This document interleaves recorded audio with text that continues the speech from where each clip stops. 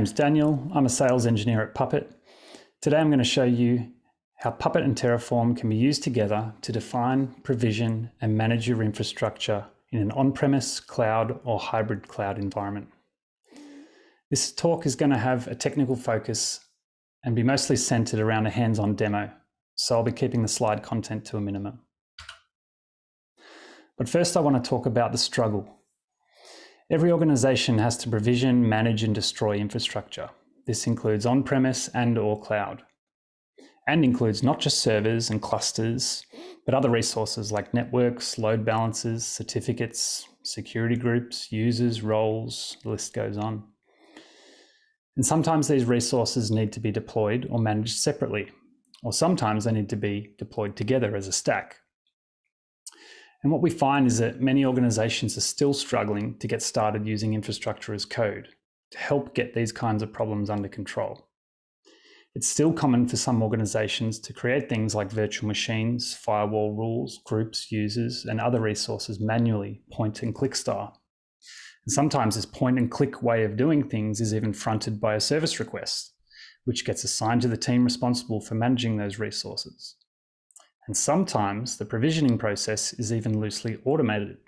But even then, once a resource is provisioned, any changes to it are manual, including decommissioning. Sound familiar? Hopefully not, but if it does, just by being here says you've acknowledged it's a problem and you're looking in the right places for ideas.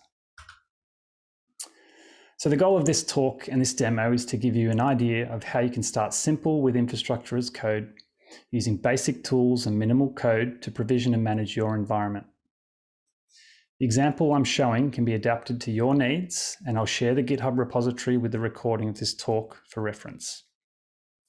The demo does assume a basic understanding of Puppet and Terraform, and the example I'm showing uses AWS, but can be applied to any private or public cloud or multiple clouds either selectively or simultaneously.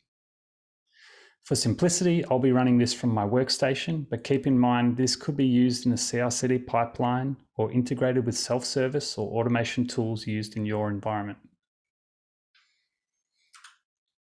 The demo. So in under 5 minutes, we'll be provisioning core infrastructure, including a VPC, subnets, internet gateway, route table, etc. This can be provisioned as part of the project, or we can reference an existing VPC and subnets using variables. We'll deploy Puppet Enterprise on an EC2 instance with a bootstrap script, SSH keys, security groups, public and private DNS records in Route 53, application load balancer with listeners, target groups, and SSL certificates. The bootstrap script will include the configuration of Code Manager to sync a control repository in my private GitHub account using a GitHub personal access token. It will also apply a predefined Puppet role to configure and manage the Puppet primary server. Lastly, we can deploy any number of nodes of any size, type, and apply whatever Puppet role we want. When created, nodes will be registered with Puppet and apply the role we assign. When destroyed, nodes will be purged from Puppet. So let's get to the demo. So here I've got a Terraform project in a GitHub repository. Now it's a really simple project. What we've got is 5 Terraform files, a deploy script, and our variables in a JSON file. So what I'm going to do before I start walking you through the project and the files is run the deploy script so that this can be deployed in the background while I'm showing you how it all fits together. Deploy. Now, I guess the first thing I'll show you is what's inside that deploy script. So I'll hide the terminal while that's being deployed, and I'll show you in the deploy script. So all this script is it's basically wrapping Terraform commands to help us apply the Terraform code and manipulate the output and present it to us in a readable way. So the first part is just setting or allowing us to pass flags to the script, whether we want to apply the Terraform code, we just run the script normally. If we just want it to output to show us what's existing in the Terraform project, we can pass a -o flag, or we can pass a -d flag to destroy the entire environment. That will, down later in the script, all that really does is execute a Terraform destroy rather than a Terraform apply. So next thing, we're just setting some colors for better looking output.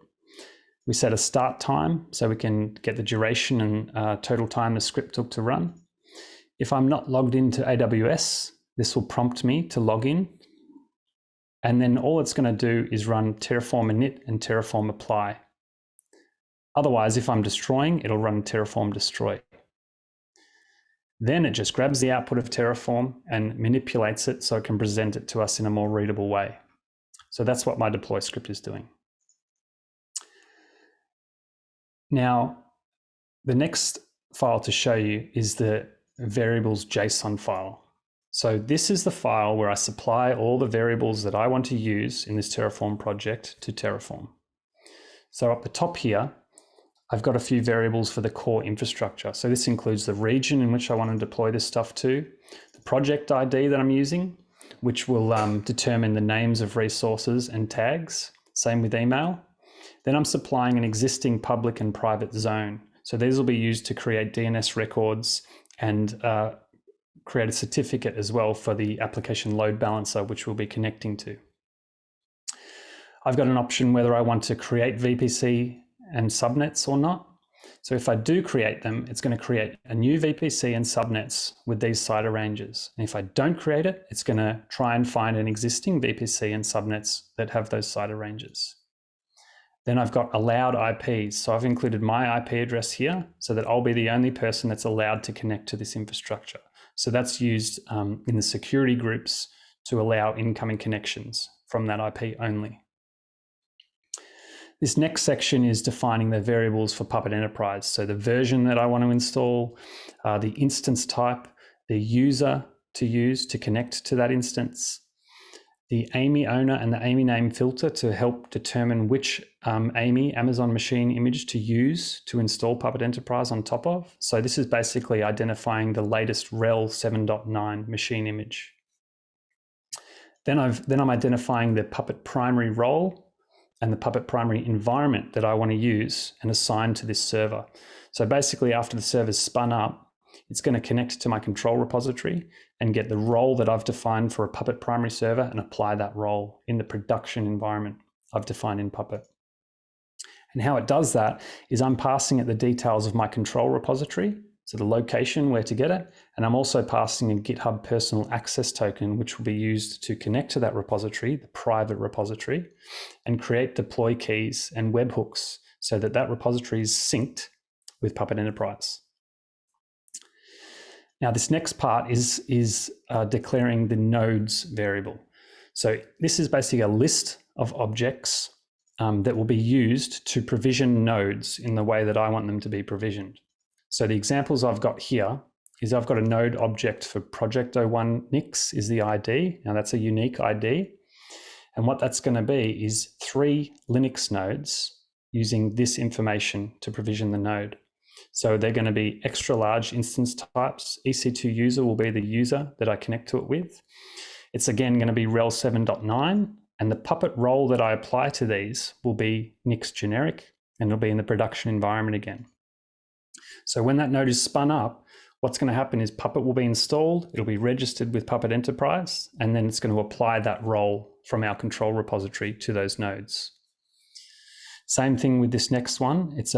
I'm deploying 3 Windows servers that are also large using this AMI, and it's going to apply this Puppet role to all of those servers. After they're created, connected to Puppet, it's going to pull down the code for that role and apply that role to those 3 servers too.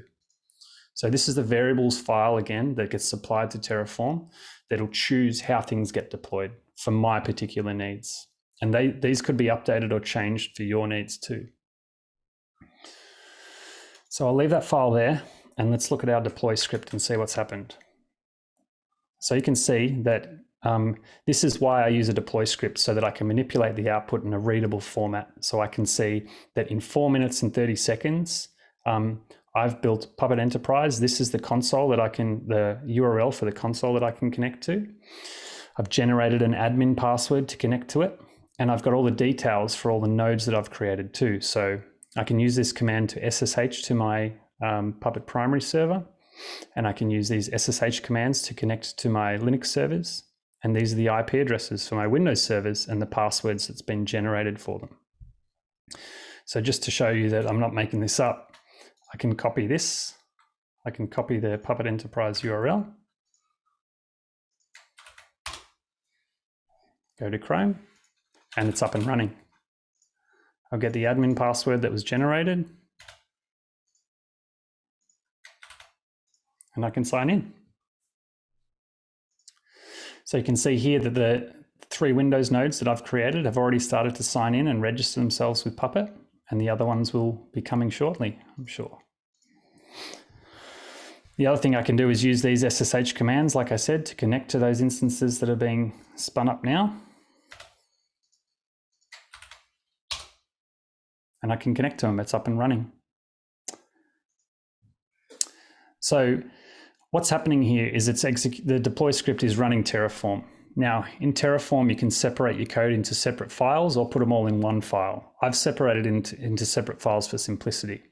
So you can see here I've got a variables file. And what this does is it defines the types of variables that I will allow to be passed into my Terraform code.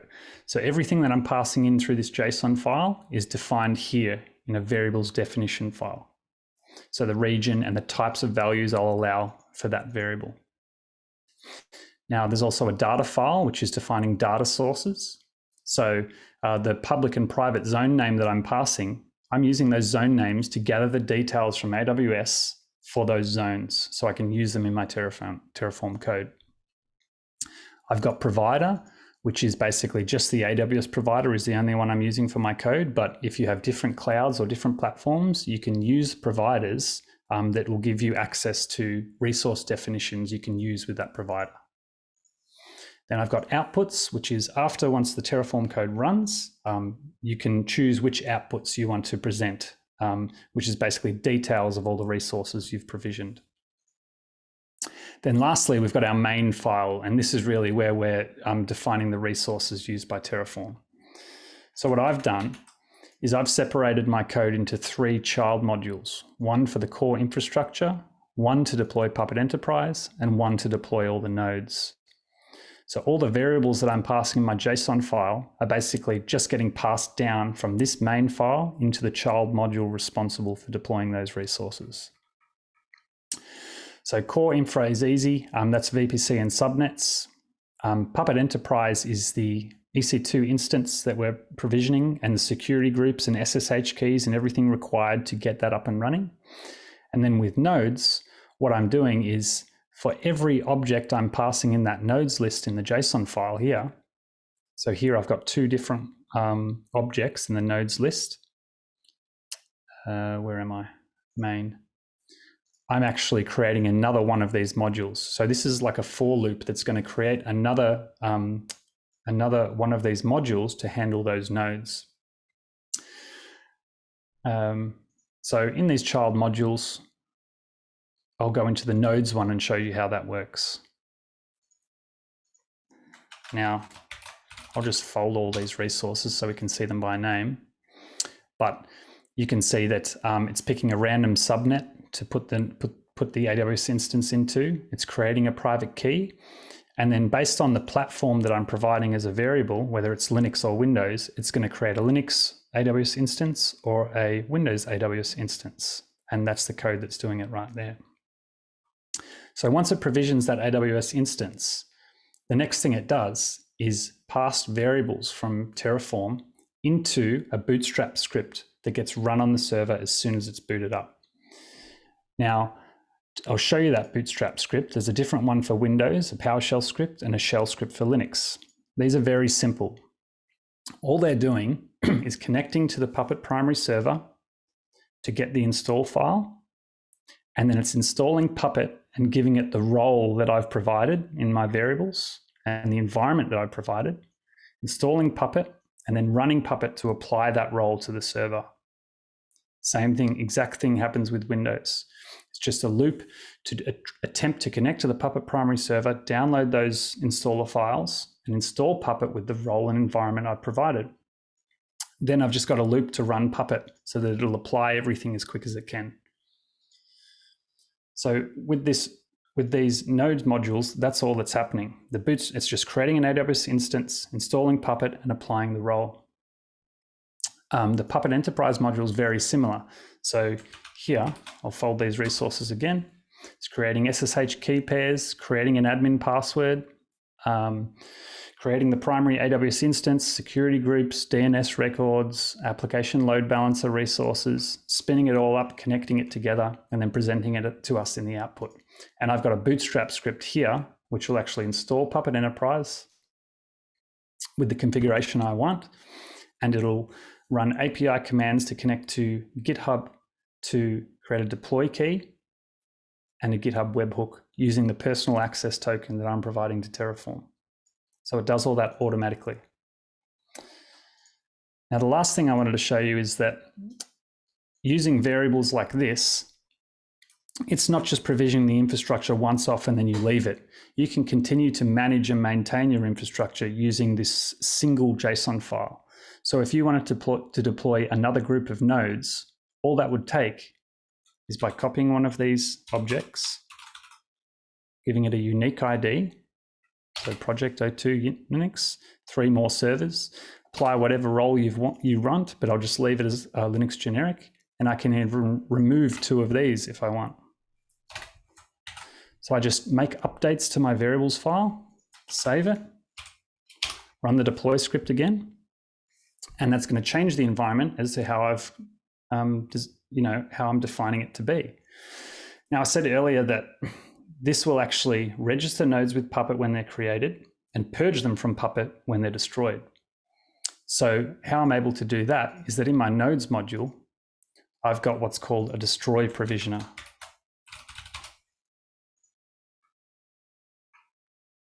So this resource here is going to run this command on the Puppet primary server whenever a node resource is destroyed. So that command, Puppet node purge, is just going to purge that node from Puppet when it's destroyed. So I don't have leftover nodes in Puppet when they're decommissioned. So that happens automatically. So everything here is happening automatically. Nodes are getting created and added to Puppet, and they're getting destroyed and removed from Puppet. So you can see that those Nix01 nodes, the extra ones, are no longer there. And once this script is finished, which only takes a minute or 2, it's going to add the 2 extra nodes that I've added into Puppet Enterprise, apply the roles, and we get to continue to manage our environment using a single JSON file. So I'm just going to pause it there because I've shown what I want to from that demo. I'm going to go back to my slide deck.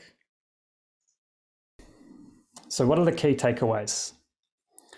Firstly, don't try and solve all your problems all at once. Start simple, learn fast, iterate and improve. You can use or reference Scrum, Agile, or other popular methodologies, frameworks, or ways of working. But the important thing, I think, in simple terms, is to start small and iterate. You can start with a simple example like the one I've showed. Use it in a POC, a new project, or a sandpit environment. When you're exploring these tools and concepts, you don't want to be bound by the constraints that were put in place for a legacy way of doing things. Once you're up and running and have a better understanding of the tools and how they can work for you, then start solving the problems you're presented with as they present themselves. Then work out how and when you should incorporate them into your environment and the changes you'll need to make that happen. Further iterations of the example I demonstrated might include things like incorporating the project into a CI/CD pipeline to automate deployment from triggers like a code webhook, change approval, or a service request submission. So this would eventually include things like testing and validation of the code. You would add additional providers for the cloud platforms you use, such as vSphere, OpenShift, GCP, Azure. And you'd be adding variables such as the lifetime or the lease of the infrastructure or the owner of that infrastructure, any identifiers that you need in your environment to help you manage your infrastructure, but these are some common ones.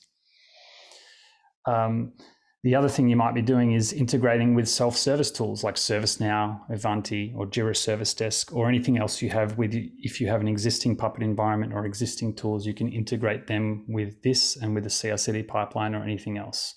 All these tools now come with rich APIs that allow you to connect them together quite easily. And Puppet's no exception, and Terraform's no exception. So in reality, continuous iterations of what started as a simple project like the one shown today could very likely end up being the solution used for provisioning and management of your entire IT environment. So that's the end of my presentation. I've included my contact details here and a link to my GitHub account where you can find the project repository used in the demo. And just lastly, thanks to Puppet and all of our sponsors for having me.